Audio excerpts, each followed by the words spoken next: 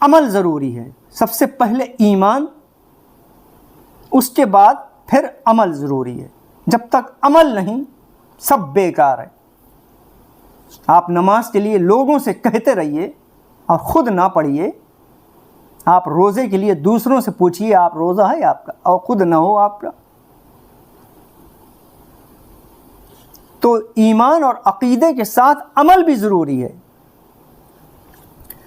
اب ایک اور غلط فہمی کیا، لوگ غلطی کرتے ہیں، اپنے گھر کی لیٹرین کا فلش وغیرہ کا منہ جو ہے وہ کعبے کی طرف کر دیتے ہیں، اور جب انسان قضائے حاجت کے لیے بیٹھتا ہے تو اس کا منہ کعبے کی طرف ہوتا ہے اور اس کی پیٹھ کعبے سے پیچھے ہوتی ہے. حدیث شریف میں ہے، رسول اللہ صلی اللہ علیہ وسلم نے ارشاد فرمایا، جب تم میں سے کوئی رفع حاجت کرے تو قبلے کی طرف نہ پیٹھ کرے اور نہ منہ کرے، اپنا چہرہ بھی نہ کرے. یعنی قبلے کی طرف پیٹھ بھی نہ کرے اور چہرہ بھی نہ کرے. پیٹھ کرنا بھی حرام ہے. مشکات شریف کی حدیث ہے. آپ نے اس حدیث کو بھی اس اپنی کتاب میں لکھا ہے. تو بہت سے لوگ 1500 اگر لگ بھی گئی ہے دھوکے سے تو ہمیشہ گناہ، بچے گناہ کریں، آپ بھی گناہ کریں، نمازیں بھی پڑھ رہے ہیں اور حرام کام ہو رہا ہے آپ سے. گھری میں کعبے کی طرف بیٹھ کر منہ کر کے لیٹرین وغیرہ کرنا، پیشاب کرنا، یہ حرام ہے، ناجائز ہے. حدیث شریف میں ہے، مشکات شریف کی حدیث ہے، صفحہ نمبر ہے 42. حدیث شریف میں ہے، اللہ تعالیٰ کے رسول صلی اللہ علیہ وسلم نے ارشاد فرمایا، جب تم میں سے کوئی رفع حاجت کرے تو قبلے کی طرف نہ منہ کرے اور نہ پیٹھ کرے. اگر آپ کے گھر کی لیٹرین کی سیٹ اس طریقے سے بنی ہوئی ہے کہ آپ کا منہ اور پیٹھ، منہ کعبے کی طرف ہو رہا ہے اور پیٹھ کعبے سے پیچھے ہو رہی ہے، تب بھی دونوں طریقے سے حرام ہے. اس لیے اپنے 1000 1500 2000 جتنے بھی خرچ ہوں، خرچ کر کے سیٹ کا منہ تھوڑا سا ترچھا کروا لیں، کعبے سے تھوڑا سا ترچھا کروا لیں، یا اگر گنجائش ہو تو کہیں اور پر بنوا لیں. اگر دل میں خدا کا خوف ہو اور گناہوں سے بچنے کا اگر آپ کے دل میں ارادہ ہو تو ایسا کام آپ کریں گے. اچھوں کو میں نے دیکھا ہے، جاہل لوگ تو کریں، چلو ان کو بیچاروں کو پتہ نہیں ہوتا ہے، لیکن اچھوں کے گھر میں میں نے دیکھا ہے سیٹ اس حساب سے لگی. بولے ارے وہ مستری کو نہیں پتا تھا،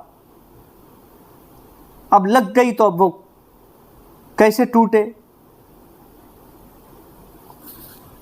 تو یہ تو گناہ ہو رہا ہے نا. آپ نمازیں بھی پڑھ رہے ہو اور حدیث کے خلاف کام بھی کر رہے ہو. جب رسول اللہ، میں نہیں کہہ رہا ہوں، رسول کریم صلی اللہ علیہ وسلم نے منع فرمایا ہے. اپنے بچے کو بھی لوگ، مائیں جو ہیں اپنے بچے، چھوٹا بچہ جو ہوتا ہے اس کو کعبے کی طرف منہ کر کے اس کو پیشاب کروا لیتی ہیں، لیٹرین وغیرہ کروا لیتی ہیں. یہ گناہ ماں باپ کے اوپر ماں کے اوپر پڑے گا، کیونکہ بچہ تو ناسمجھ ہے. جو میں نے بتایا تھا ایک ویڈیو میں اپنی، کہ جو بچہ گناہ کرتا ہے اس کے گناہ ماں باپ پر آتے ہیں. نابالغ بچہ، جو چھوٹا بچہ جو گناہ کرتا ہے، بڑا ہو جائے گا تو وہ اس کے گناہ اسی کے ذمہ لکھے جائیں گے، لیکن جب تک وہ نابالغ چھوٹا بچہ ہے تو اس کے ماں باپ پر اس کے گناہ لکھے جائیں گے. ناسمجھ جو ہے، اگر ناسمجھ بچے نے کعبے کی طرف منہ کر کے پیشاب یا لیٹرین وغیرہ کر رہا ہے تو ماں باپ کو یہ چاہیے کہ اس کو ٹوکیں، ابھی سے اس کی عادت ڈالیں، تاکہ وہ بڑا ہو پھر دیکھئے، پھر بڑے ہو کبھی راستے گلیوں میں کعبے کی طرف کھڑے ہو کے پیشاب کرتے ہیں، جوان ہو کر بھی. کیا وجہ ہے؟ شروع میں ان کی نصیحت نہیں کری گئی. اگر بچے کی شروع میں اس کی غلطی پر اسے نصیحت کری جائے تو وہ پھر بڑے ہو کے وہ ایسا کام نہیں کرے گا. اور اگر بچپن میں ہی اس کو غلطیوں پر ٹوکا نہ جائے تو پھر وہ ویسا ہی بڑے ہو کر بھی کرتا رہتا ہے۔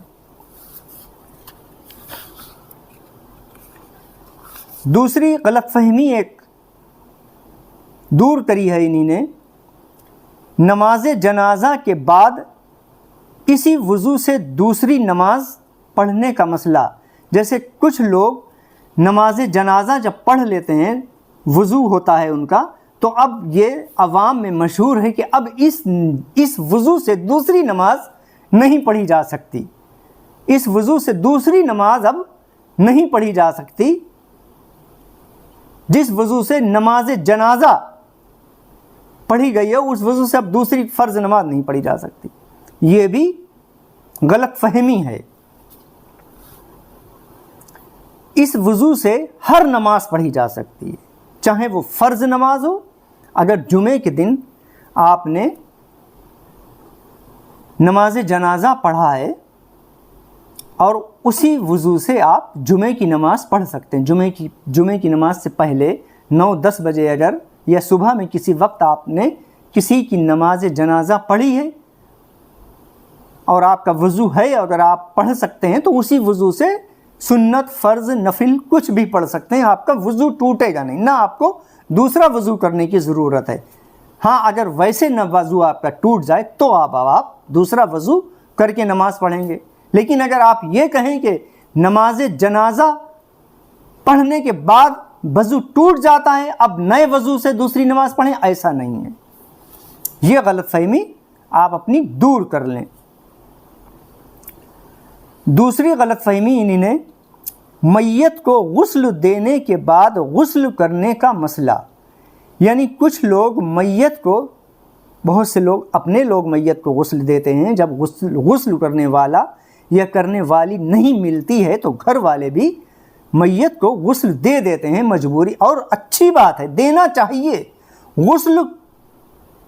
غسل دینا سیکھنا چاہیے، کفن کو بھی سینا اور کاٹنا خود سیکھنا چاہیے۔ ارے مرنے کے بعد انسان یہ سمجھتا ہے کہ یہ تو اس کو بالکل چھوؤ بھی مت، زندگی بھر جس کے ساتھ رہا ہو، ماں، باپ، بیوی، اولاد، ہر وقت اس کے ساتھ اٹھے بیٹھے، کھایا پیا، گھومے پھرے، اب وہ مرنے کے بعد نہانے والی کو بلاؤ یا نہانے والے کو بلاؤ، وہی نہائے گا۔ اپنی میت کو اگر خود غسل دیں تو اور اچھی بات ہے، خود غسل دیں تو اور اچھی بات ہے، لیکن چھونا گوارا نہیں کرتے۔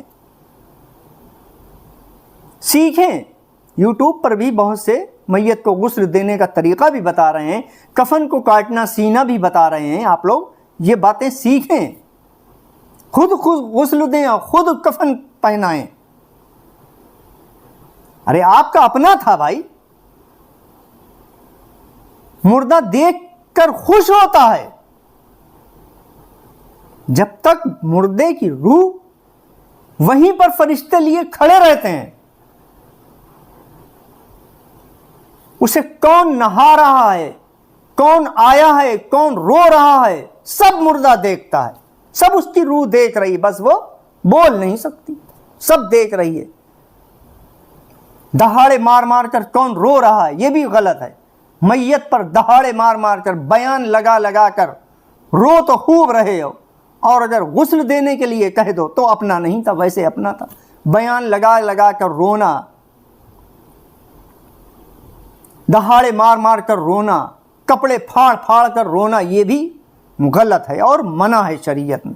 میت کو تکلیف، اس کی روح کو تکلیف ہوتی ہے، جو چیخ چیخ کر اور بیان لگا لگا کر اس چرپائی کے نیچے بیٹھ کر جو عورتیں روتی ہیں، ہائے تم ایسے تھے، ہائے تم ویسے تھے، یہ سب غلط ہے۔ تو میت کو غسل دینے کے بعد غسل کرنے کا مسئلہ میں بتا رہا تھا کہ میت کو اگر کسی اپنے نے غسل دیا ہے، اب وہ یہ نہ سوچے کہ اب مجھے بھی غسل کرنا میرے اوپر فرض واجب ہو گیا ہے۔ اگر وہ پاک تھا، پاک ہی ہونے کے بعد ہی غسل دینا چاہیے، ناپاکی میں نہ غسل دے۔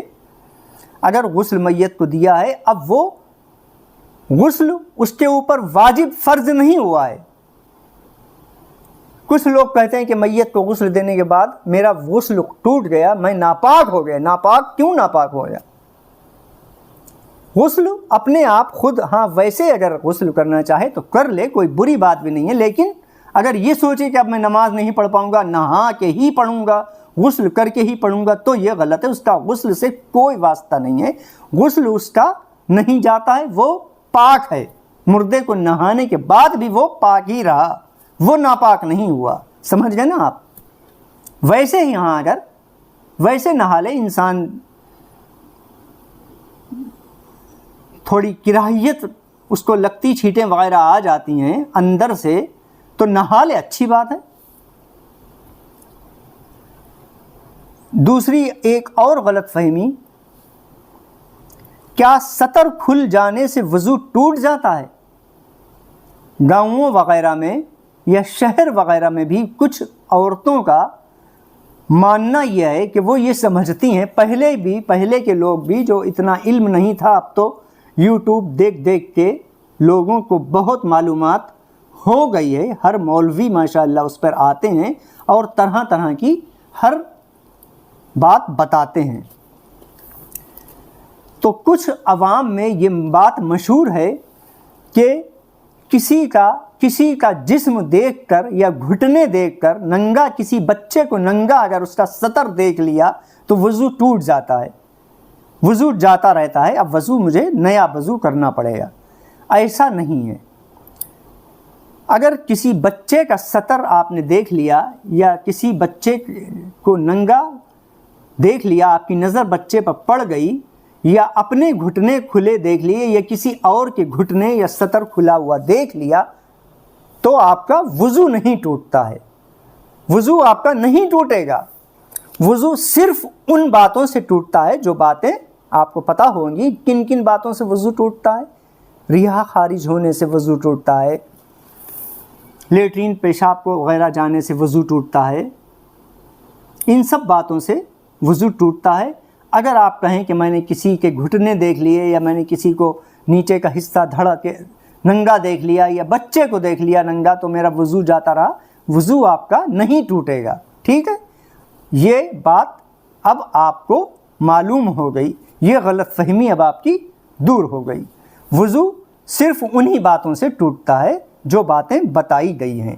میں یہ باتیں آپ کو پتہ ہوں گی، یہ پوری باتیں میں نہیں بتاؤں گا۔ اب تیسری غلط فہمی ایک اور انہی نے دور کری ہے،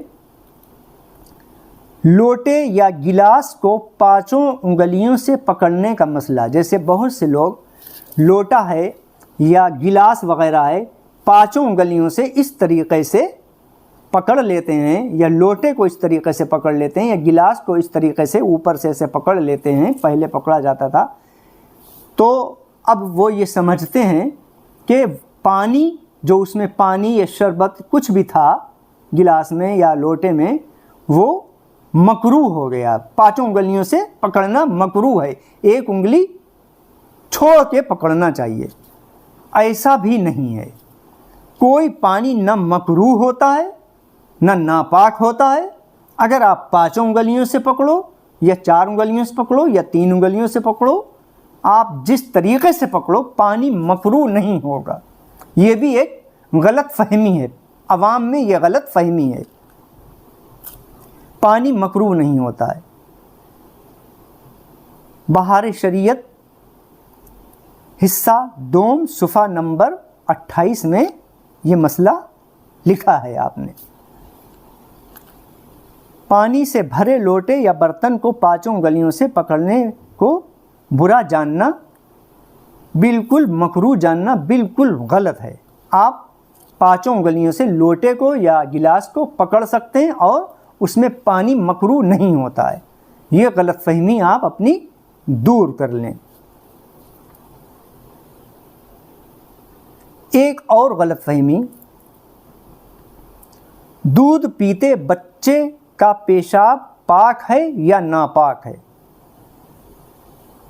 کہیں کہیں گاؤں وغیرہ میں عورتوں میں یہ بات اڑی ہوئی ہے کہ بچے کا پیشاب تو ناپاک ہوتا ہی نہیں ہے، پاک ہوتا ہے۔ اگر بچہ پیشاب کر دے کپڑوں پہ تو وہ کپڑے ناپاک نہیں ہوتے ہیں۔ ایسا بھی نہیں ہے، چاہے بچہ ہو یا بڑا ہو، پیشاب سب کا ناپاک ہوتا ہے۔ آپ کے کپڑے ناپاک ہو جائیں گے، کپڑے آپ کے ناپاک ہو جائیں گے، آپ ناپاک نہیں ہوں گے، کپڑے آپ کے ناپاک ہو، یعنی کہ آپ کو اگر آپ کے کپڑا تھوڑا سا بھیگ گیا، جسم بھیگ گیا، تو اگر پورا غسل نہ کریں، اگر جہاں پر پیشاب لگا ہے وہ حصہ بھی اگر آپ دھو لیں اچھی طریقے سے تو آپ پاک ہو جائیں گے۔ غسل واجب نہیں ہوگا آپ کے اوپر۔ غسل جب میں بتاؤں گا غسل کب واجب ہوتا ہے، تو دودھ پیتے بچے کا چاہے پیشاب ہو یا بڑے بچے کا پیشاب ہو یا جوان کا پیشاب ہو، ناپاک ہے۔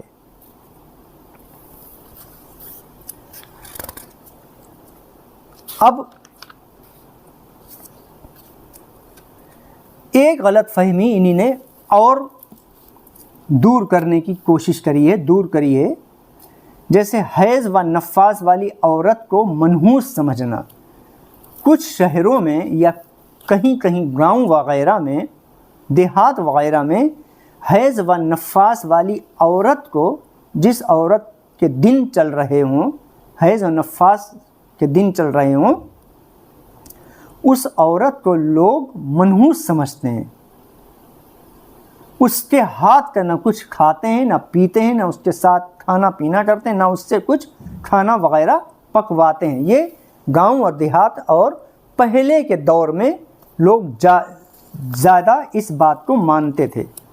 تو یہ بھی بالکل غلط فہمی ہے، ایسا کچھ نہیں ہے۔ عورت حیض یا نفاس سے اگر ہو تو اس کے ہاتھ کا کوئی ناپاک نہیں کھانا ہوتا ہے، نہ اس کے ہاتھ کا کھانا ناپاک ہے، نہ اس کے ہاتھ کا پینا ناپاک ہے۔ وہ عورت اوپر سے پاک ہے، اس کے ہاتھ کا کوئی برتن چھوا ہوا یا کھانا وغیرہ چھوا ہوا ناپاک نہیں ہے۔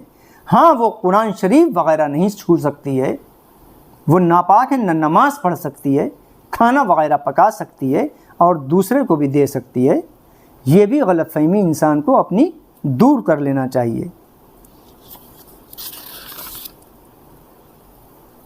اچھا،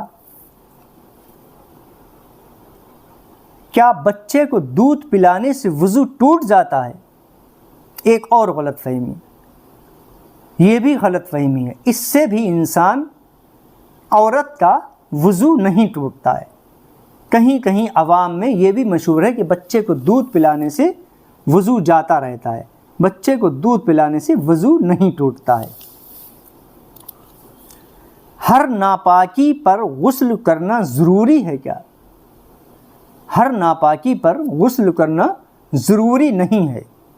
جیسے عوام میں یہ مشہور ہے، اکثر تھوڑی سی کہیں برسات کی چھینٹیں آ گئی ہوں یا پانی اوپر سے ٹپک رہا تھا، آپ وہاں سے گزر رہے تھے اور آپ کے کپڑوں پر چھینٹیں آ گئیں، اب آپ نے یہ سمجھا کہ اب تو ہم ناپاک ہو گئے، اب ہم ناپاک ہو گئے اور نماز ظہر کی عصر کی چھوڑ دی، اب ہمیں غسل کرنا پڑے گا۔ نماز کا ٹائم نکل گیا، کچھ ہلالی میں بھی پڑ گئے اور شیطان نے یہ بہکایا، ارے اب تو تم ناپاک ہو، تمہارے اوپر چھینٹیں آ گئی ہیں، تم ناپاک ہو گئے، پورا غسل کرو تبھی تم پاک ہو گئے۔ نماز کو معمولی جان کر چھوڑ دیا، یا نہ بھی معمولی جانا، ویسے ہی نماز کو چھوڑ دیا کہ یہ سمجھ کر، غلط فہمی تھی کہ یہ سمجھ کر کہ میں ناپاک ہو گیا ہوں۔ برسات کی چھینٹوں سے نہ ناپاک ہوتے ہیں، کپڑے تو آپ کے ناپاک ہو جائیں گے۔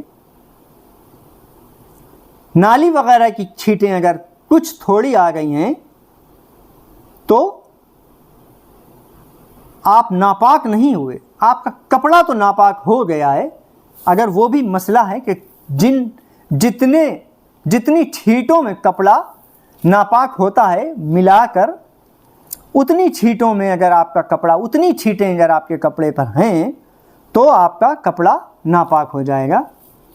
1 درہم کے برابر، جیسے 1 روپیہ پورا ان چھینٹوں کو ملایا جائے تو پورا 1 روپے کے برابر حصہ بن جائے اتنے حصے میں اگر آپ کے چھینٹیں آ گئی ہیں تو آپ کا وہ کپڑا ناپاک ہو گیا ہے، اس کپڑے کو دھونا ضروری ہے۔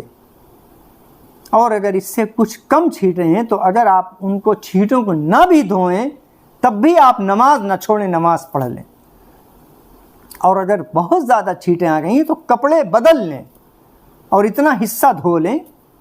غسل واجب نہیں ہوا، غسل واجب آپ کے اوپر جب ہی ہوتا ہے یا تو آپ نے اپنی بیوی سے ہم بستری کری ہو تب آپ کے اوپر غسل واجب ہوا، یا آپ کا نائٹ فیل وغیرہ احتلام وغیرہ ہوا اور آپ کو کپڑے گیلے معلوم ہوئے تو آپ کے اوپر غسل واجب ہوا، محسوس ہوا آپ کو کپڑے گیلے لگے آپ کے تو آپ کے اوپر غسل واجب ہوا، یا آپ نے اور کسی طریقے سے اپنے مادے کو نکالا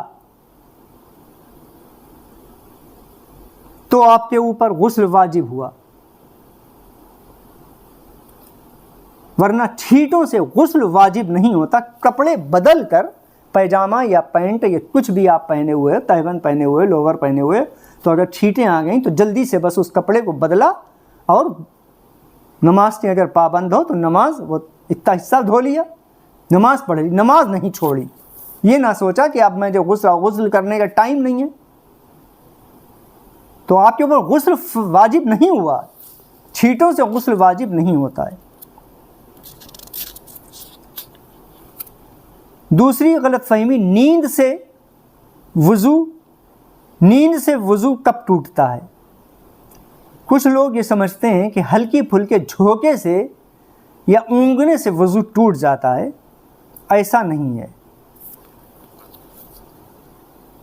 جیسے مسجد میں کچھ لوگ بیٹھتے ہیں نماز کا انتظار میں، مولانا صاحب تقریر وغیرہ کر رہے ہیں اور نماز کے انتظار میں، گرمی کا موسم ہے یا کچھ اونگ انہیں آ گئی تو لوگ سمجھتے ہیں کہ اب میرا وضو ٹوٹ گیا، دوسرا وضو بنائیں۔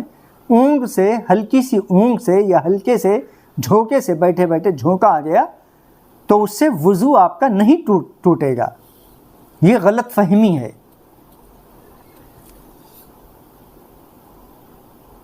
حدیث شریف میں ہے، رسول کریم صلی اللہ علیہ وسلم نے ارشاد فرمایا،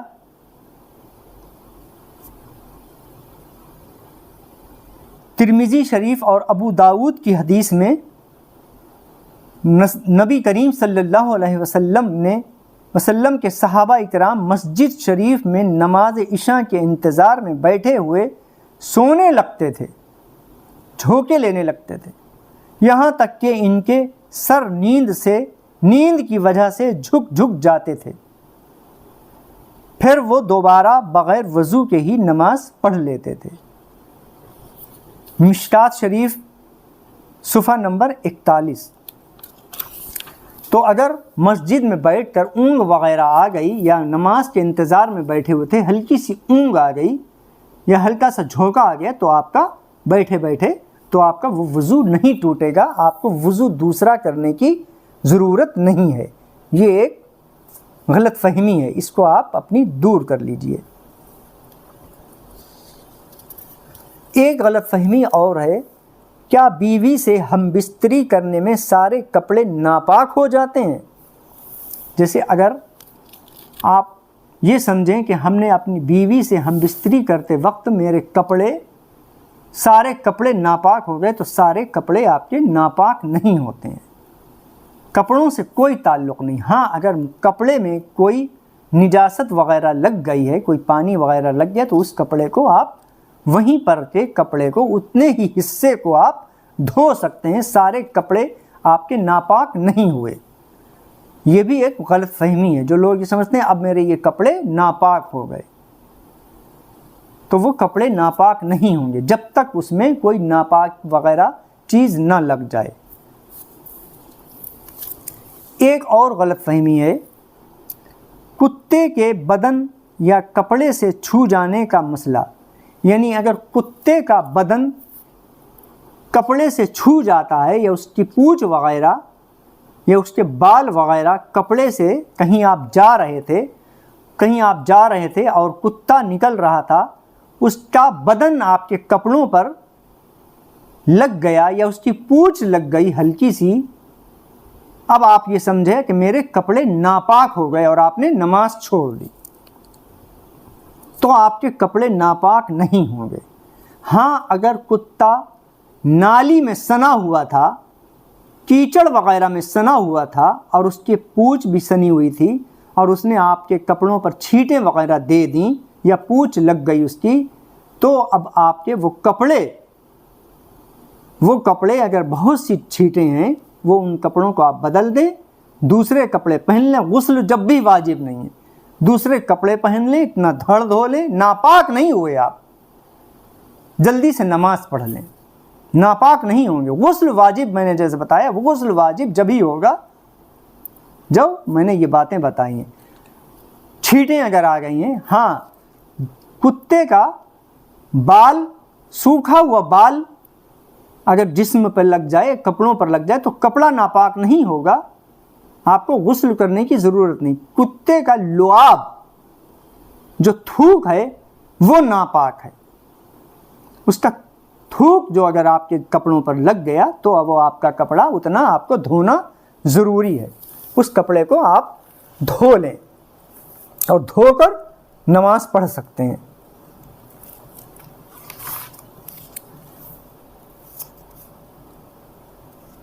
ان سب باتوں کو ہمیں جاننا ضروری ہے۔ آذان کے وقت باتیں کرنا، جیسے کچھ لوگ آذان کے وقت باتیں کرتے ہیں، یہ بھی بہت غلط ہے اور ایمان کو لے جانے والا کام ہے۔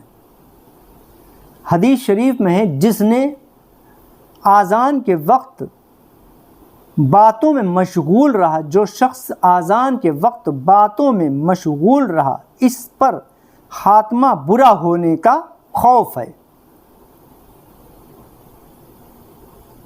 آذان ہو رہی ہے اور دنیا کی باتوں میں لگے ہوئے، اچھوں کو میں نے دیکھا، جواب دینا تو بہت دور کی بات ہے، باتیں بھی بند نہیں کرتے۔ کوئی دوسرا شخص اگر آپ سے بات کر رہا ہے آذان کے وقت، تو آپ اس کو بھی چھپا دیں، اس کو بھی خاموش کر دیں، رک جاؤ، آذان ہو جائے پہلے پھر بات کریں۔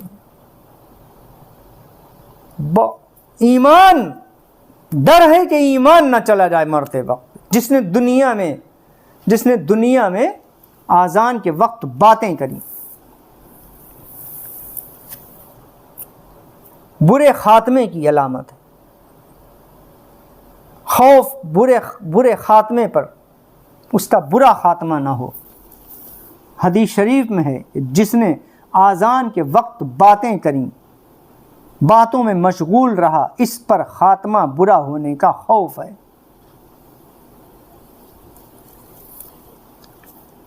آذان کا جواب دیں۔ آذان ہو رہی ہے، مؤذن کہہ رہا ہے اللہ اکبر، جب وہ اللہ اکبر بر کی با پر جائے تو آپ اس کی آذان اس کے الفاظ کو دہرائیں، آپ بھی کہیں، تکرار نہ کریں۔ یہاں پر میں ایک مسئلہ بتا دیتا ہوں، آذان کے جواب میں تکرار نہیں کرنا ہے۔ جب مؤذن اپنا ایک الفاظ کہہ لے تب فوراً دہرانا ہے، فوراً، جیسے اس نے اللہ اکبر کہا، آپ نے بھی اللہ اکبر، جب وہ کہہ لے اللہ اکبر تو آپ کو اللہ اکبر، تب وہ کہے اشہد ان لا الہ الا اللہ، آپ کہیں، جب وہ اس نے کہہ لیا تب پھر آپ دہرائیں۔ ایسے سارے کلمات آپ کو دہرانا ہے، پھر اس کے بعد جو آذان کی دعا ہے وہ پڑھیں، پھر آپ دنیا کی باتیں کریں۔ جیسے لوگ فون پر لگے ہوئے ہوتے ہیں، فون پر لگے ہیں اور دنیا کی باتوں میں مشغول ہیں، فوراً فون کاٹ دیں اور یہ کہہ دیں اچھا آذان ہو رہی ہے، میں تھوڑا رک کے بات کروں گا۔ یہی بات ہے نا، جسے اللہ کا خوف ہو، جس کے دل میں اللہ کا خوف ہوگا، وہی ان سب باتوں کو مانے گا۔ جس کے دل میں اللہ کا خوف ہوگا وہی سب ان باتوں کو مانے گا۔ ایک بات اور، مغرب اور عشاء کی نماز کب تک پڑھی جا سکتی ہے؟ مغرب اور عشاء کی نماز کب تک پڑھی جا سکتی؟ جیسے کچھ لوگوں میں یہ مشہور ہے کہ مغرب کا وقت جیسے ہی اذان ہوتی ہے اور اذان کے بعد اگر تھوڑی دیر کے بعد جماعت نکل گئی تو اب وہ نماز چھوڑ دیتے ہیں، اب تو وقت چلا گیا، اب تو وقت چلا گیا مغرب کا، اب کیسے پڑھیں؟ نماز قضا کر دی۔ مغرب کا وقت جب تک رہتا ہے جب تک عشاء کا وقت شروع نہ ہو جائے، جب تک عشاء کی نماز کا وقت شروع نہ ہو جائے۔ وہ آپ خود دیکھ لیں، گھٹتا بڑھتا رہتا ہے، میں کیا بتاؤں، کیلنڈر آتا ہے اس کا، مسجد میں بھی ٹنگے ہوئے ہوتے ہیں، آپ دیکھ لیں شروع عشاء اس پہ لکھا ہوگا، شروع عشاء، یعنی عشاء کا وقت کب شروع ہوتا ہے۔ جب تک عشاء کا وقت شروع نہ ہو جائے جب تک آپ مغرب کی نماز پڑھ سکتے ہیں، اور آپ 10 منٹ کے بعد کہتے ہیں اب یہ وقت نکل گیا، مغرب کا وقت اب نہیں رہا، اور نماز چھوڑ دیتے ہیں۔ جب تک عشاء کا وقت شروع نہیں ہو جائے گا، جب تک مغرب کا وقت رہے گا آپ مغرب کی نماز پڑھ سکتے ہیں۔ ایک اور بات، مسجد میں اپنی ذات کے لیے سوال کرنا، یعنی مسجد میں لوگ اپنی ہی ذات کے لیے سوال کرتے ہیں، یہ بھی غلط ہے۔ امام صاحب کو بھی یہ چاہیے کہ اگر کوئی شخص مسجد میں اپنی ذات کے لیے، جیسے کوئی مجبور انسان آ جاتے ہیں، مسافر آ جاتے ہیں، ان کی جیب کٹ جاتی ہے، ان کے پیسے نکل جاتے ہیں، ان کا پرس چوری ہو جاتا ہے، جیب کٹ جاتی ہے، اور مسجد میں کھڑے ہو کر جیسے ہی امام صاحب نے سلام پھیرا ویسے ہی کھڑے ہو گئے، السلام علیکم، اور امام صاحب بھی سن رہے ہیں، میں مجبور ہوں، یا بیماری کی اپنی بتاتے ہیں کہ میرے اندر یہ بیماری ہے، یا میری بیٹی بیمار ہے، یا میری بیوی بیمار ہے، کوئی بھی اپنی پریشانی ظاہر کرتا ہے کھڑے ہو کے اور اپنے لیے سوال کرتا ہے، تو امام صاحب کو بھی یہ چاہیے کہ اسے خاموش کرا دے۔ مسجد میں اپنے لیے سوال کرنا جائز نہیں ہے، مسجد میں اپنے لیے سوال کرنا جائز نہیں ہے۔ امام صاحب کو یہ چاہیے، یا جو مسافر وغیرہ ہے، جو ضرورت مند ہے، اسے یہ چاہیے کہ مسجد کے جو امام صاحب ہوں ان سے کان میں کہہ دے آ کے، یا حجرے میں جب وہ بیٹھیں پہلے سے کہہ دے کہ میرے لیے آپ کہہ دیجئے گا، میں مسجد کے باہر بیٹھے جا رہا ہوں۔ امام صاحب کہہ دیں کہ مسجد کے باہر کوئی مجبور انسان بیٹھا ہوا ہے، آپ جو مدد کرنا چاہیں آپ ان کی مدد کر دیں۔ مسجد میں کھڑا ہو کے اپنے لیے سوال جو کر رہا ہے اس کو امام صاحب کو لازمی ہے کہ امام صاحب اس کو روکیں اور منع کریں۔ مسجد میں اپنے لیے سوال کرنا جائز نہیں ہے، اپنے لیے سوال کرنا مسجد میں جائز نہیں ہے۔ ہاں اگر مانگ رہا ہے تو مسجد کے باہر کھڑے ہو کے، مسجد کے حصے سے باہر کھڑا ہو کے مانگے، دینا بھی منع ہے، دینا بھی منع ہے، 1 روپیہ بھی نہ دیں مسجد میں، اگر دیا تو آپ بجائے ثواب کے اور گناہ گار ہوں گے۔ مسجد کے باہر دیں، جو مسجد کا حصہ نہیں لگ رہا ہے، دروازے پہ ہے یا مسجد کے باہر سیڑھیوں پر بیٹھا ہوا ہے، وہاں آپ دیں، مسجد کے اندر دینا منع ہے۔ مسجد کے اندر یہاں تک حکم ہے، حدیث شریف میں ہے کہ اگر کسی کی کوئی چیز گم گئی ہے تو وہ اپنی چیز کے لیے مسجد میں اعلان بھی نہ کروائے، مسجد میں اپنی گمی ہوئی چیز کے لیے اعلان بھی نہ کروائے۔ مسجد اللہ کا گھر ہے، اس کی عزت کرنا چاہیے۔ نماز کے وقت وظیفے پڑھنا، لوگ نماز کے وقت وظیفے پڑھتے ہیں، نماز کا وقت ہے اور اس میں وظیفوں میں لگے ہوئے نماز ترک کر دی، یہ بھی غلط ہے۔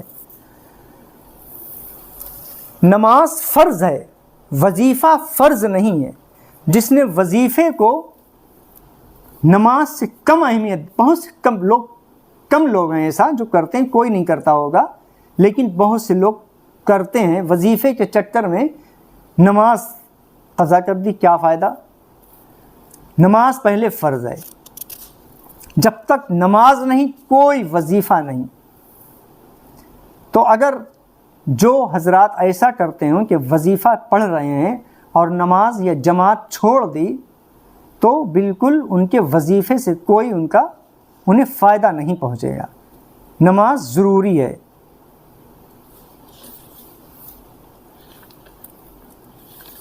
اس لیے انسان کو یہ چاہیے کہ سب سے پہلے نماز کی پابندی کرے۔ ایک اور غلط فہمی انسان کی انہی نے اپنی اس کتاب میں دور کری ہے، کیا جس سے ذاتی رنجش ہو اس کے پیچھے نماز نہ ہوگی؟ جس سے ذاتی رنجش ہو یا جس امام سے دل میں کچھ کراہیت ہو اس کے پیچھے لوگ نماز نہیں پڑھتے ہیں، کہتے ہیں کہ میری اس کے پیچھے نماز نہیں ہوگی۔ ایسا بالکل نہیں ہے۔ امام کے پیچھے اگر آپ کی امام سے بول چال بھی نہیں ہے یا کوئی ذاتی رنجش وغیرہ ہو گئی ہے کسی بنا پر، تو آپ اس کے پیچھے نماز پڑھ سکتے ہیں، آپ کی نماز ہو جائے گی، آپ کی نماز میں کوئی کمی نہیں آئے گی۔ اکثر ایسا ہوتا ہے کہ امام اور مقتدی کے درمیان کوئی دنیاوی اختلافات ہو جاتے ہیں، اس وجہ سے لوگ امام کے پیچھے کہ ارے میں ان کے پیچھے نماز نہیں پڑھتا ہوں، میری تو نماز ہی نہیں ہوگی ان کے پیچھے۔ نماز آپ کے دل میں اگر کوئی امام صاحب کی طرف سے برائی ہے وہ اپنی برائی کو دور کر لیں، اگر نہ بھی اگر آپ دور کریں اور اگر آپ نے نماز پڑھ لی، اول بات تو اس کو دور کر لینا ہی بہتر ہے۔ آپ کے امام ہیں، اگر وہ غلطی پر ہیں تو ان کی غلطی کو سدھارنے کی کوشش کریں، وہ بھی اپنی غلطی کو سدھارنے کی کوشش کریں، اور آپ کو بھی یہ چاہیے کہ ویسے بھی مومن کو 3 دن سے زیادہ اپنے مومن بھائی سے کلام اور سلام چھوڑ دینا منع ہے۔ کوئی عبادت قبول نہیں ہوتی، کوئی عبادت قبول نہیں ہوتی جس نے اپنے مومن بھائی سے 3 دن سے زیادہ کلام یا سلام کرنا چھوڑ دیا۔ میں دیکھتا ہوں کہ لوگ برسوں بات نہیں کرتے، اپنے خاندان والوں سے ناراض، اپنے بھائی سے ناراض، اپنی بہن سے ناراض، اور نمازیں 5 وقت کی ہیں۔ تو اگر کوئی غلط فہمی ہے امام صاحب سے تو اس غلط فہمی کو دور کر لیں اور ان کے پیچھے نماز پڑھیں، بہرحال نماز ہو جائے گی۔ ایک اور بات، مقتدی کے سر پر امامہ ہو اور امام کے سر پر امامہ شریف نہ ہو تو کیسا ہے؟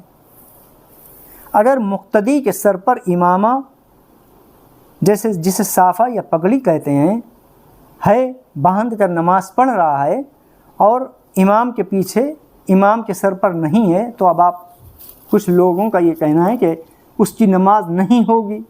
ایسا بھی نہیں ہے۔ اگر امام صاحب کے سر پر صافہ امامہ شریف نہیں ہے اور کسی مقتدی کے سر پر امامہ شریف سجا ہوا ہے تو اس کی نماز میں کوئی فرق نہیں پڑ سکتا، اس کی نماز ہو جائے گی۔ امامہ شریف کوئی فرض نہیں ہے، سنت ہے۔ نماز پڑھ کے 70 گنا زیادہ، بہت زیادہ ثواب ہے۔ امامہ شریف باندھ کر نماز پڑھنا زیادہ ثواب ہے۔ اگر باندھ لیتے ہیں تو اچھی بات ہے، اور اگر نہیں امامہ شریف باندھا تو نماز میں آپ کی کوئی کمی نہیں آئے گی۔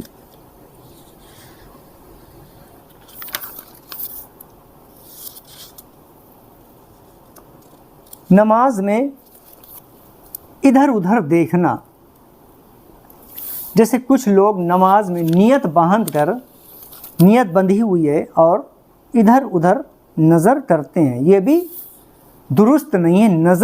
اپنی نظر کو یا تو اپنی گود پر رکھنا چاہیے، گود پر، جیسے جب نیت بندھی ہوئی ہے تو نیت یا تو گود پر، جہاں پر نیت بندھی ہے وہاں پر نظر رکھے، اور یا اپنے پیروں کے ناخنوں پر یا اپنے سجدے کی جگہ پر، بس اتنی نظر، اور باقی نظر کو ادھر ادھر پھیلانے کی کوشش نہ کرے۔ اس سے نماز میں کمی آ جاتی ہے، نماز ٹوٹتی تو نہیں ہے لیکن نماز میں کمی آ جاتی ہے۔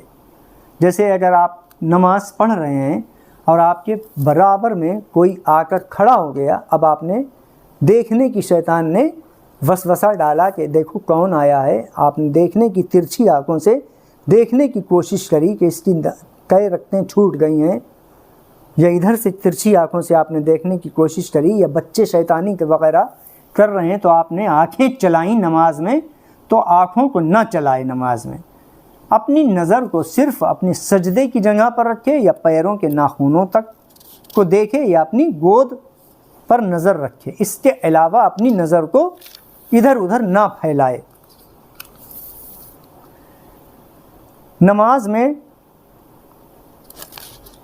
نماز میں لنگوٹ باندھ کر نماز پڑھنا کیسا ہے؟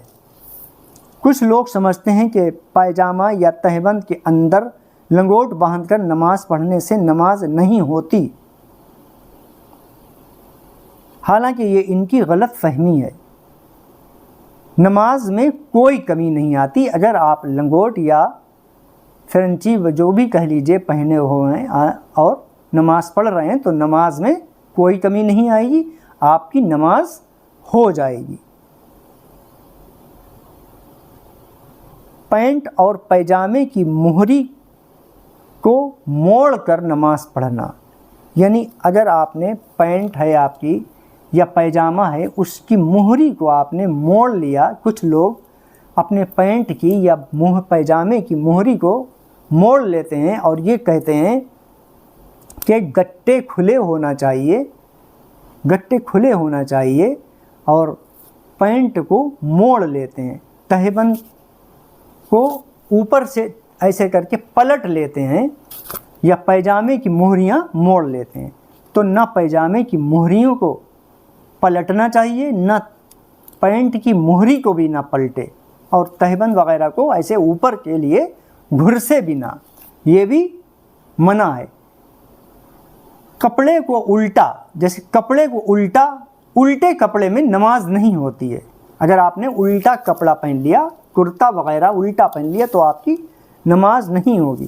تو یہ بھی الٹے میں، کپڑا الٹے میں آ جاتا ہے، آپ نے کپڑے کو الٹا کر لیا، کپڑے کو پلٹ لیا، آپ نے کپڑے کو پلٹ لیا، تو گٹے وہ چھپے ہوئے ہیں وہ بہتر ہے، لیکن اگر آپ نے کپڑے کو پلٹ لیا تو آپ کی نماز ہی نہیں ہوگی۔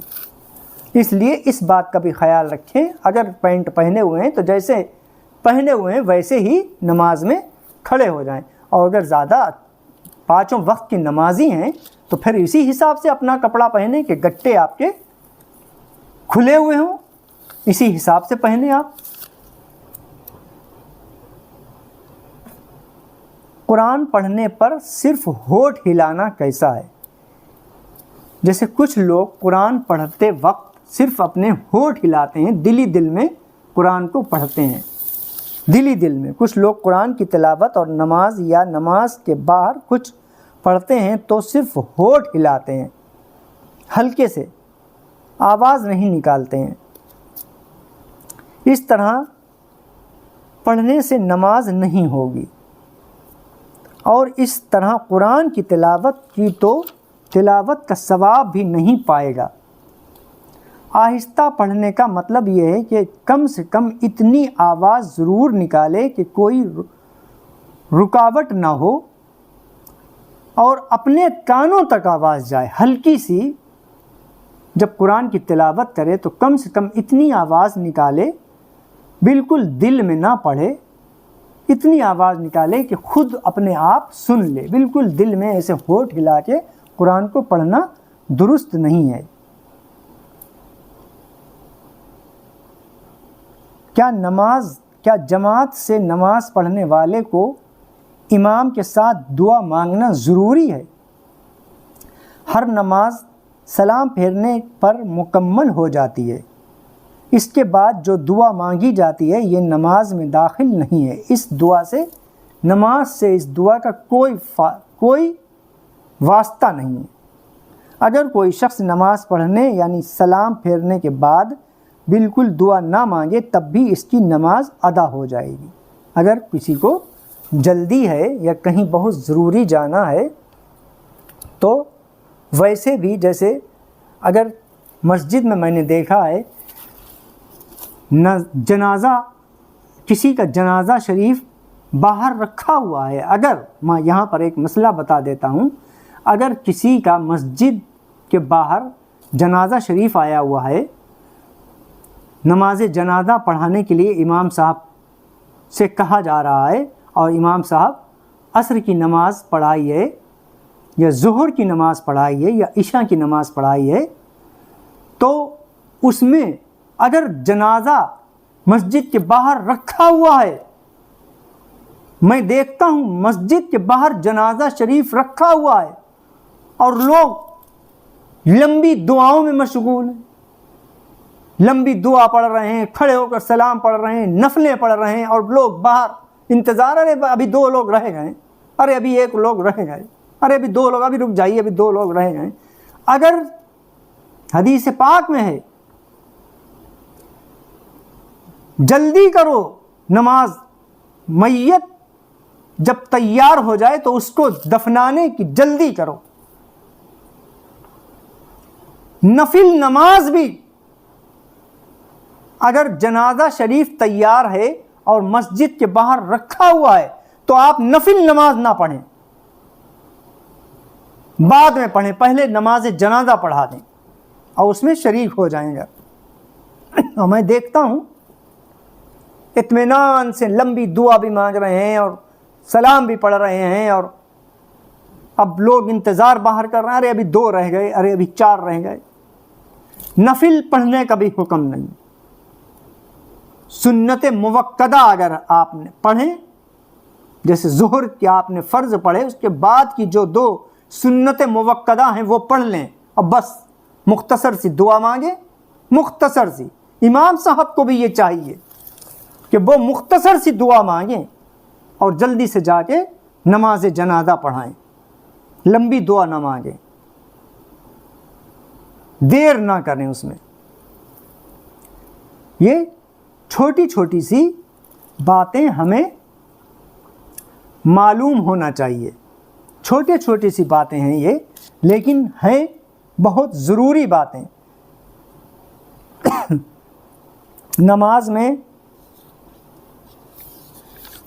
نماز میں انگلیاں چٹکانا، جیسے لوگ نماز ہی میں نیت بندھی ہوئی ہے اور انگلیاں چٹکانے لگتے ہیں، یہ بھی مکروہ ہے اور غلط ہے۔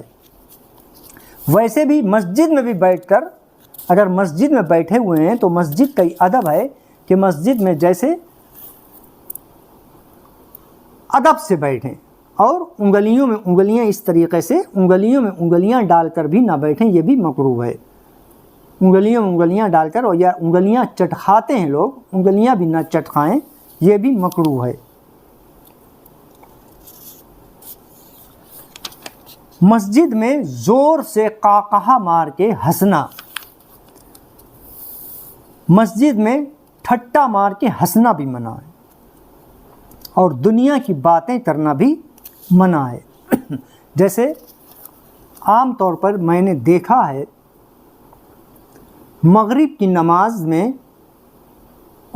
مغرب کی اذان میں کچھ وقت رہ جاتا ہے، 5 یا 10 منٹ لوگ مسجد میں پہلے سے آ کر بیٹھ جاتے ہیں اور دنیا کی باتیں کرنے لگتے ہیں۔ بوڑھوں کو میں نے دیکھا ہے، ہنس رہے ہیں، مذاق کر رہے ہیں، گھیرا بنا لیا ہے، اذان میں ابھی وقت ہے اور دنیا کی باتیں کر۔ حدیث پاک میں ہے کہ جس نے مسجد میں دنیا کی باتیں کریں، جس نے مسجد میں دنیا کی باتیں کریں، اس کی نیکیاں ایسے جل جاتی ہیں، اس کی نیکیاں ایسے برباد ہو جاتی ہیں جیسے آگ لکڑی کو برباد کر دیتی ہے۔ خوب سمجھ لیں آپ،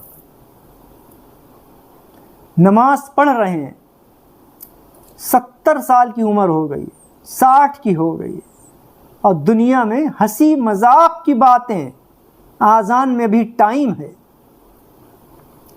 یہ عصر اور مغرب کا درمیان، عصر اور مغرب کے درمیان کا وقت جو ہوتا ہے وہ دعا کی قبولیت کا ہوتا ہے، دعا کی قبولیت کا وقت ہے وہ۔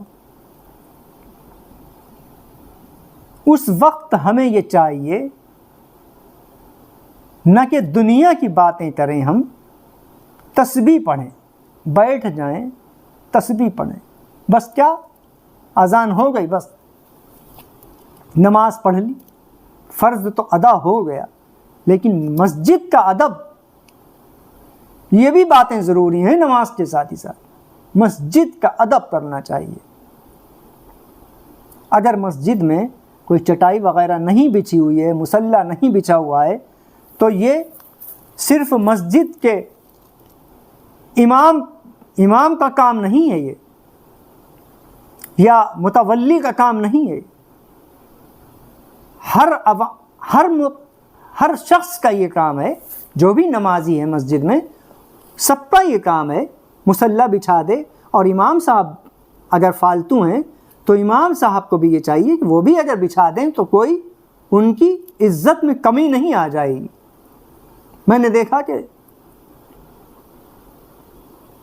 چھوئیں گے نہیں مسجد کے مصلی کو، نہ چٹارے تم بچھاؤ تم بچھاؤ تم بچھاؤ، جیسے اس میں توہین ہو رہی ہے، توہین ہو رہی ہے۔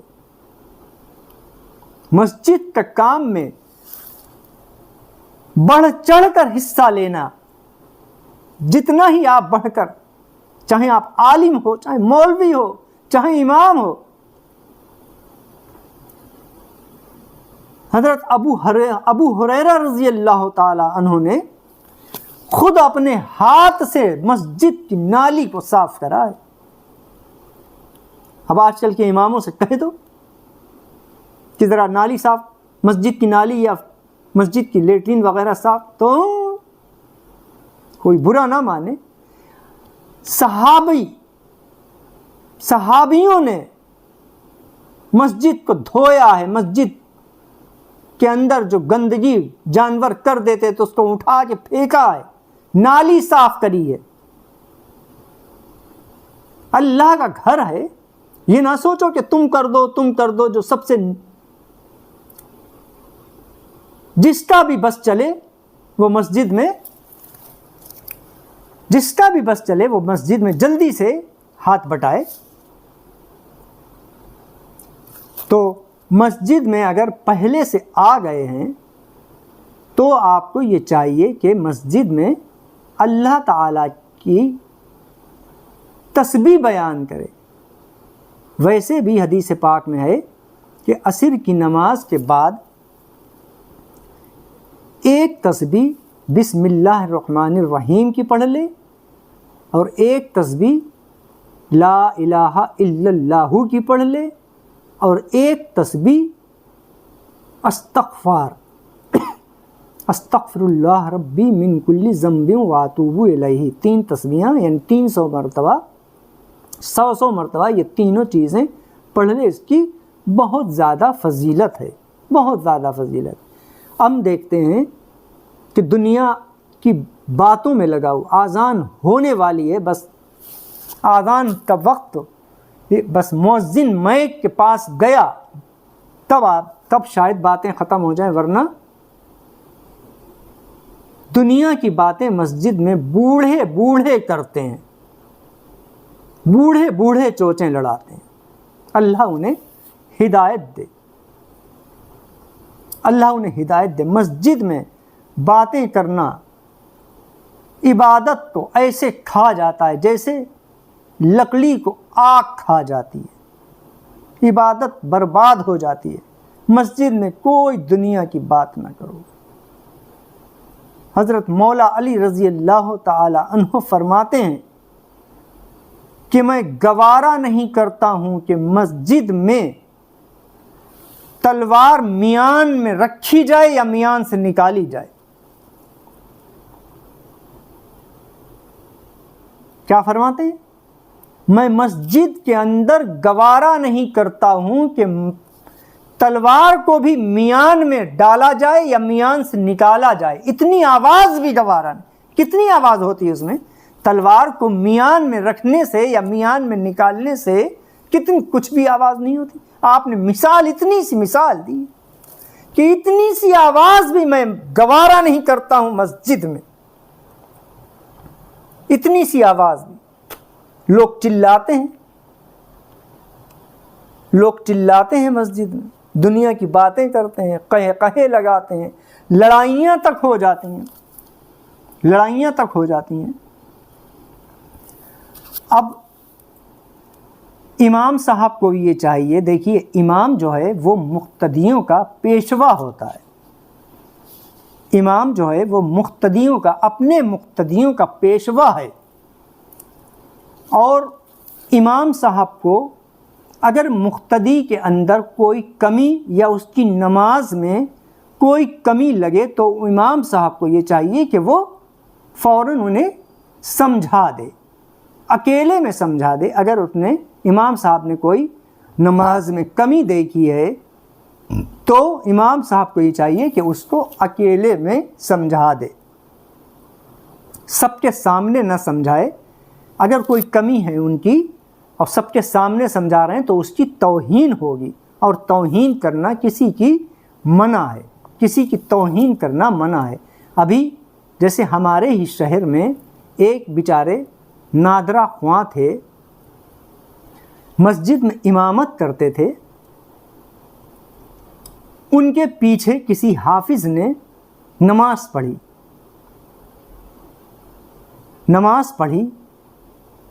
اور نماز پڑھ کے وہ خاموشی سے چلے گئے، اور ان کی شکایت مسجد کے متولی سے کر دی کہ یہ تو غلط پڑھتے ہیں، ان کی قرآن کی قرأت غلط ہے، قرأت میں غلطی ہے۔ اب دیکھیے اب مقتدی متولی جو تھے وہ چڑھائے پہ آ گئے، ارے یہ تو سب ہم لوگوں کی نمازیں خراب ہو گئی، قرأت ان کی درست نہیں تھی۔ اب انہیں نے بغیر ان کے پوچھے یا کچھ ان کے چڑھائے پہ، تبھی کہتے ہیں کسی کے چڑھائے پہ نہ آئے، اپنے دماغ سے کام لے۔ ان کے چڑھائے پہ انہیں بیچارے کو ہٹا دیا، حالانکہ وہ بہت نیک تھے، نادرا خواں تھے، اور ان کی کوئی غلطی بھی نہیں تھی۔ انہی نے کیوں یہ بات کہی؟ وہ خود اس مسجد میں امامت کے لیے لگنا چاہتے تھے، حافظ جی تھے، وہ نادرا خواں تھے بیچارے جو پڑھاتے تھے، لیکن تھے نیک، وہ خود لگنا چاہتے۔ تو انہی نے دیکھیے حافظ ہو کہ کسی پہ بہتان لگانا اور بہتان لگا کر اس کو ہٹوانا، اور وہ بھی جو وہاں کے متولی تھے وہ تھوڑے گاؤں وغیرہ کے تھے، انہی نے کہا اچھا حافظ جی ٹھیک ہے، میں انہیں سمجھا دوں گا اور کوئی اور امام رکھ لوں گا، تو انہیں نے ہٹا دیا۔ اب یہاں پر دیکھیے اول بات تو ان کی غلطی تھی نہیں، اگر ان کی غلطی تھی بھی تو ان حافظ صاحب کو یہ چاہیے تھا کہ ان کو جب نماز وہ پڑھ چکے تھے تنہائی میں جاتے اور ان سے یہ کہتے کہ آپ کی قرأت میں یہ فلاں غلطی ہے، تو وہ اپنی اس غلطی کو درست کر لیتے، یا دکھاتے کہ دیکھو تم نے یہ پڑھا ہے اور یہ ہے قرآن میں، تب میں مانتا کہ ہاں تم سچے ہو۔ ان امام صاحب نے مجھے یہ خود اپنی کہانی سنائی بیچارے نے، تبھی میں آپ کو یہ بتا رہا ہوں کہ دیکھیے آج کل ایمان کا کچا پن، دیکھیے ایمان کا کچا پن، کسی پر بہتان لگا کر اس کی گدی سے ہٹانا، تہمت لگا کر، اور پھر اب ان کی بدنامی کتنی ہوئی کہ وہ غلط پڑھتے ہی ہوں گے۔ تو بتانے کا مقصد میرا یہ ہے کہ اگر کسی شخص کی، امام صاحب کو یہ چاہیے کہ اگر اپنے کسی نمازی کی وہ غلطی دیکھیں بھی نماز میں یا اور کسی چیز میں، تو اس کو اکیلے میں منع کرا جائے، سب کے سامنے ذلیل کرنے کا حکم نہیں ہے، اکیلے میں منع کرے، بتائے، انہیں سمجھائے کہ دیکھو ایسا ایسا نہیں۔ جیسے اب میں دیکھتا ہوں کہ عصر کی نماز پڑھنے لوگ آئے، مغرب کے وقت، مغرب کی آذان میں صرف 2 منٹ رہ گئے تھے، صرف 2 منٹ، اور آئے، انہوں نے عصر کی نماز کی نیت باندھ لی، اور امام صاحب نے انہیں ٹوکا بھی نہیں۔ امام صاحب نے انہیں ٹوکا، امام صاحب وہیں کھڑے ہوئے ہیں اور انہیں ٹوکا بھی نہیں۔ لے امام، جیسے میں بتا رہا ہوں کہ امام کا مقتدی امام جو ہے وہ مقتدی کا پیشوا ہے۔ امام کے اوپر ضروری ہے، خالی نماز پڑھانا ضروری نہیں ہے، اس کی برائیاں، اس کی کمیوں کو دور کرنا بھی، دیکھیے کوئی برا نہ مانے، اس کی برائیاں، اس کی کمیوں کو دور کرنا بھی ضروری ہے۔ تو اگر وہ نیت باندھنے کھڑے ہو گئے اور 1-2 منٹ صرف مغرب کے اذان میں رہ گئے اور نیت باندھ لی، اور میں نے خود دیکھا، نیت باندھ لی اور ان کی نماز پوری نہیں ہوئی، اور مغرب کی اذان، اب بتائیے ان کی عصر کی اذان نماز ان کی ہو گئی کیا عصر کی؟ ہاں اگر چلو 5 منٹ بھی ہوتے، تب بھی اگر وقت جا رہا تھا اور اگر آپ پابند تھے، نماز کے پابند تھے، اور آپ کی عصر کی نماز چھوٹ رہی تھی، تو چھوڑنے سے بہتر تھا آپ نے 5 منٹ تھے، جلدی سے آپ نے پڑھ لی۔ ویسے یہ وقت مکروہ ہوتا ہے، اس وقت نماز پڑھنا مکروہ ہے۔ اگر 5 وقت نمازی ہیں اور آپ کی نماز عصر کی جا رہی ہے اور بالکل اذان میں 5 منٹ رہ گئے، تو جلدی سے آپ 4 فرض پڑھ لیں، اور اگر دیکھا کہ 2 ہی منٹ ہیں اذان میں اور میری نماز پوری نہیں ہو پائے گی، تو نیت نہ باندھیں، آپ کی عصر کی نماز وہ نہیں ہوگی۔ اب یہ مسئلہ امام صاحب کو معلوم ہے، لیکن ہو سکتا ہے وہ کسی بیچارے کسی دباؤ میں ہوں، اگر میں کہہ دوں گا تو وہ لڑنے لگے گا، لیکن حق بات تو کہنا ضروری ہے، لڑنے لگے یا میری امامت چھٹ جائے کچھ، لیکن اللہ تعالیٰ کی یہاں تو پکڑ نہیں ہوگی میری، کہیں اور۔ رزق کا تو اللہ نے وعدہ کرا ہے، یہاں نہیں کہیں اور صحیح، یہاں نہیں کہیں اور صحیح۔ حق کہنے والے بنو، اگر امام ہو، کوئی برا نہ مانے میری بات کا، اگر امام ہو تو حق کہنے والے بنو، یہاں نہیں تو کہیں اور صحیح۔ انسان کا رزق انسان کو ایسے ڈھونڈتا ہے جیسے اس کی موت اسے ڈھونڈتی ہے، جیسے اسے موت اس کی ڈھونڈتی ہے، ایسے انسان کا رزق۔ اس وقت ایمان کی کمزوری ہے، ایمان کی کمزوری کی وجہ سے ہم اپنے رزق کو پانے میں لگے ہوئے ہیں اور نمازیں چھوڑ رہے ہیں،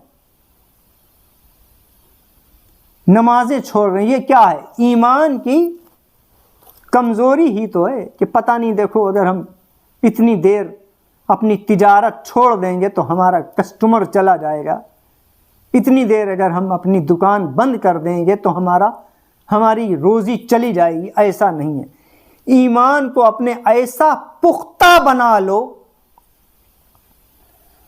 اپنے ایمان کو ایسا مضبوط بنا لو کہ ہر حالت میں چاہے کچھ بھی ہو جائے، نماز ہمیں نہیں چھوڑنا ہے۔ رزق کا وعدہ اللہ نے کرا ہے، جتنا میرے نصیب میں ہے مجھے اڑ کے ملے گا، جتنا میرے نصیب میں اللہ تعالیٰ نے لکھ دیا ہے مجھے اڑ کے ملے گا۔ نماز نہ چھوڑو، انشاءاللہ عز و جل آپ کے دنیا کے کام بھی بن جائیں گے اور آخرت بھی سنور جائے گی۔ اگر آپ کہیں کسی سروس کر رہے ہوں یا کسی نوکری بجا رہے ہیں، یا آپ کا کوئی کاروبار ہو، دکان ہو، بزنس ہو، فیکٹری میں کہیں نوکر ہوں آپ، نماز کا وقت اگر آ جائے، اس حساب سے ہمیں اپنی زندگی اس حساب سے گزارنا ہے۔ اپنا اگر آپ جیسے آپ اپنا پورا حساب زندگی گزارنے کا دنیا کا بناتے ہو نا، کہ مجھے اس بچے کو یہاں پڑھانا ہے، اس بچے کو وہاں پڑھانا ہے، اس گھر میں یہاں پہ یہ لگوانا ہے، اس گھر میں یہاں پہ یہ لگوانا ہے، یہاں پہ یہ لگوانا ہے، یہ کمرہ یہاں پہ بنوانا ہے، پورا آپ اپنا ایک نظام بناتے ہیں۔ ایسے ہی اگر آپ اپنے دین، اپنے مذہب کا، اپنے دین کا حساب بنا لیں کہ دیکھو مجھے نماز تو لازمی پڑھنا ہے، کہیں بیٹھے ہوئے ہو، کہیں شادی میں ہو، کہیں محفل میں ہو، نماز کا وقت ہو گیا، آپ کے گھر پر کوئی مہمان آ رہے ہیں، کسی کارخانے میں آپ کام کر رہے ہو، کسی فیکٹری میں آپ کام کر رہے ہو، کوئی نماز سے آپ کو نہیں روکے گا، کوئی نماز سے آپ کو نہیں روکے گا۔ صرف 5 وقت کا ٹائم نکالنا ہے آپ کو۔ بہت زیادہ ٹائم نہیں لگتا ہے۔ دیکھیے فجر میں تو آپ کہیں جاتے نہیں، فجر تو آپ کو مل گئی۔ فجر میں کتنا ٹائم لگا؟ صرف سنت 3 منٹ مان لیجئے، 3 منٹ سنتوں میں اور 5 منٹ فرض میں، 7 منٹ کی صرف بات۔ مسجد جانے کا ٹائم اگر نہیں ہے تو گھر میں ہی پڑھ لیں، چھوڑیں نا، میں چھوڑنے پہ بتا رہا ہوں، لیکن جماعت سے پڑھنا افضل ہے، لیکن چھوڑنا تو بہت بڑا گناہ ہے نا۔ اب آپ نے جماعت چھوٹ گئی تو آپ نے نماز ہی چھوڑ دی، کیا رے اب تو جماعت چھوٹ گئی، نماز۔ بہت سے لوگ جماعت چھوٹ جاتی تو نماز ہی چھوڑ دیتے ہیں کہ اب تو نماز چھوٹ گئی، جماعت چھوٹ گئی۔ تو جماعت سے پڑھنا 70 گنا زیادہ ثواب ہے، فرض تھوڑی ہے جماعت سے نماز پڑھنا، افضل ہے، بہت زیادہ افضل ہے مرد کے لیے۔ حدیث پاک میں ہے کہ نماز جماعت سے مرد کو پڑھنا چاہیے، اور حدیث میں بھی ہے، رسول کریم صلی اللہ علیہ وسلم نے ارشاد فرمایا کہ اگر مجھے عورتوں کا، جانوروں کا، بچوں کا خوف نہ ہوتا تو میں ان گھروں کو آگ لگا دیتا جن گھروں سے لوگ نماز کے لیے مسجد نہیں جاتے۔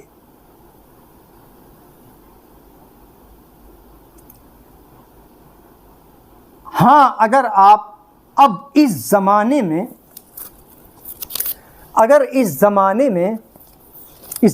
میں کا ماحول میں بتا رہا ہوں، مسجدوں کا اس وقت ماحول یہ بن کے رہ گیا ہے۔ اگر آپ تقوی والے ہیں اور آپ کے حساب سے مسجد میں امام نہیں ہے، امام داڑھی چھوٹی کروا رہے ہیں، امام حق کی بات نہیں کہہ رہے ہیں، امام خرافاتوں میں لگے ہوئے ہیں، امام موبائل اور فیس بک اور طرح طرح کی چیزیں چلانے میں اپنی ٹائم ویسٹ کر رہے ہیں،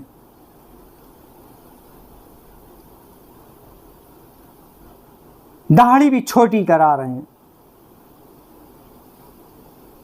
تو ایسے امام کے پیچھے نماز پڑھنے سے بچنا ہی بہتر ہے، اپنی پڑھ لے۔ مؤذن کو بھی یہ چاہیے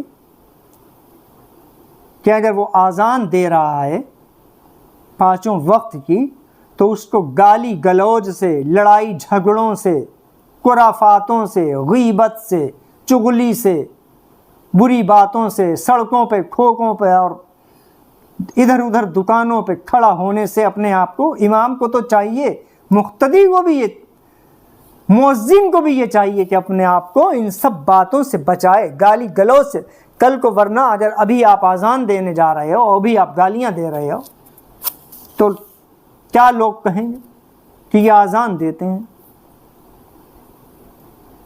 اس لیے اگر آپ بہت تقوی والے ہیں، پرہیزگار ہیں، اور اگر امام صاحب میں کوئی ایسی کمی دیکھ رہے ہیں اور آپ کے کہے پر بھی وہ نہیں مان رہے ہیں، تو آپ کو یا تو مسجد بدل دینا آپ کے لیے بہتر ہے، یا پھر آپ اگر مسجد دور ہے کچھ ہے تو آپ کو گھر پر ہی نماز پڑھنا بہتر ہے، لیکن نماز چھوڑے نہ، نماز کسی بھی حالت میں چھوڑے نہ۔ اللہ ہم کو 5 وقت کی نماز پڑھنے کی پابندی سے توفیق عطا فرمائے، اور ہمارے تمام برے کاموں کو چھٹوا دے اللہ، تمام برے کاموں کی عادت چھوڑنے کی اللہ ہمیں توفیق عطا فرمائے۔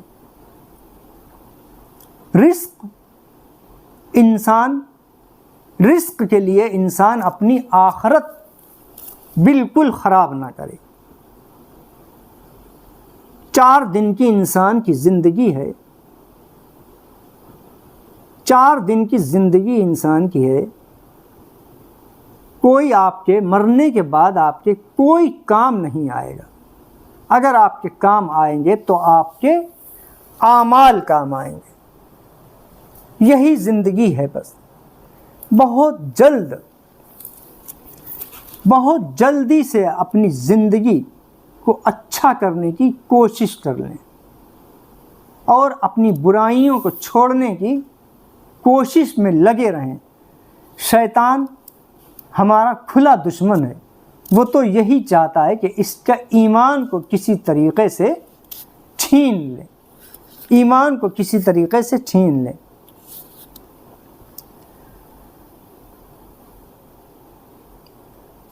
ایمان ایک ایسی نایاب چیز ہے جو جانے کے بعد پھر ہاتھ نہیں آتی۔ ایسی باتوں سے ہمیں بچنا چاہیے جس سے ہمارا ایمان خطرے میں پڑ جائے۔ ایسی خرافاتوں سے، ایسی بدعتوں سے ہمیں بچنا چاہیے۔ اگر امام صاحب کو کہیں ایسی جگہوں پہ بلایا بھی جا رہا ہے جہاں پہ بدعت کے کام ہو رہے ہیں، ناچ گانا وغیرہ، ڈی جے وغیرہ بج رہا ہے، تو امام صاحب کو وہاں جانا بھی درست نہیں۔ منع کر دیں کہ دیکھیے اگر وہاں ڈانس کا یا ڈی جے یا ناچ گانا چل رہا ہو یا قوالی وغیرہ خرافاتیں چل رہی ہوں تو میں وہاں نہیں آؤں گا۔ نیاز کے لیے پل شریف میں لوگ امام صاحب کو بلاتے ہیں اور اس میں ڈی جے بجتے ہوتے ہیں، قوالیاں بجتی ہوتی ہیں، وہ بھی قوالیوں میں ایسے ایسے الفاظ ہوتے ہیں جن کا مذہب سے کوئی تعلق نہیں۔ اور جیسے ایک قوالی ہے، اور چشتیوں کھیلیں ہولی وارث پیا کے آنگن میں۔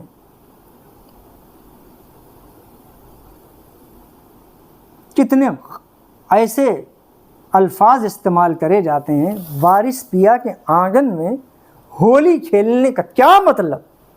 کون سی ہولی؟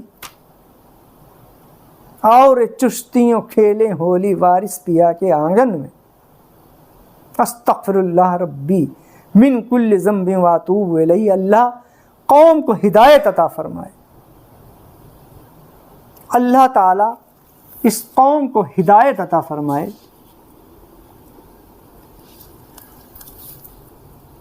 ایک بات اور میں بتا دیتا ہوں، اپنے پیسے کا صحیح استعمال کرنا، اپنے پیسے کا صحیح استعمال کرنا بھی بہت سے لوگوں کو نہیں آتا ہے۔ اگر آپ کے پاس کوئی شخص چندے کے لیے آیا، چندے وغیرہ کے لیے آیا اور اس نے کہا کہ میں دیکھو میں تعزیہ اٹھانے جا رہا ہوں اور میں چادر لے کے وہاں جا رہا ہوں، میری یہ چادر جائے گی وہاں۔ لوگ گھومتے ہیں چادر لے کے، پیسے مانگتے ہیں، اس میں لوگ پیسے ڈال بھی دیتے ہیں۔ یہ بالکل آپ اپنے پیسے کو فضول خرچ کر رہے ہیں، بالکل فضول خرچ کر رہے ہیں۔ یہ سب باتیں شریعت میں کوئی اہمیت نہیں رکھتی، نہ ان سب باتوں کی شریعت میں کوئی سچائی ہے، یہ سب فضول خرچی ہے۔ ہاں، نیاز درود کے لیے آپ دے سکتے ہیں، اگر کوئی لنگر وغیرہ، شربت کا لنگر وغیرہ کر رہا ہے تو آپ اس میں شرکت لے سکتے ہیں۔ ہاں، یہ کہ تعزیہ اٹھے گا اور ڈھول والوں کو پیسے دینا، ان پر لٹانا، یہ سب باتیں شریعت میں ان سب باتوں کا ان سب باتوں سے کوئی تعلق، کوئی لینا دینا نہیں۔ جیسے مزارات پر لوگ جاتے ہیں، مزارات پر جاتے ہیں، اچھی بات ہے، حاضری دیں وہاں، اللہ تعالیٰ کی ولیوں کی مزار پر جانا چاہیے، باعث برکت ہے، جائیں، حاضری بھی دیں، قرآن پاک کی تلاوت بھی کریں۔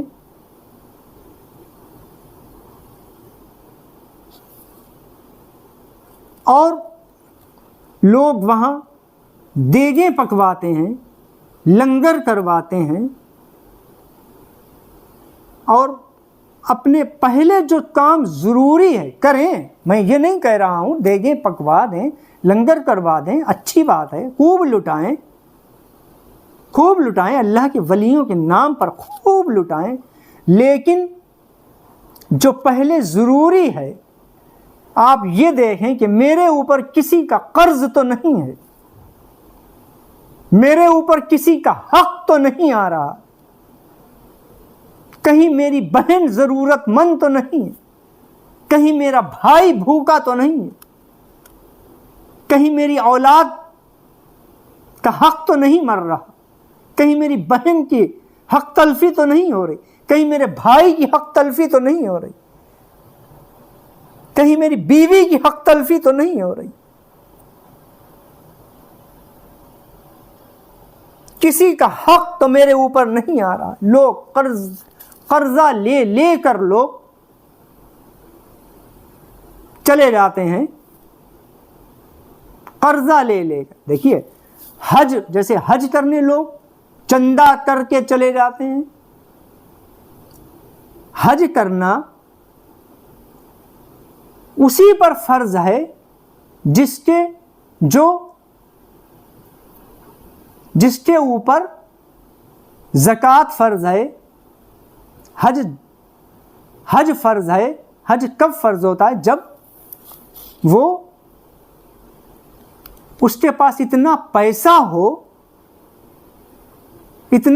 ہو اور کسی کا قرض دار نہ ہو، کسی کا حق نہ ہو۔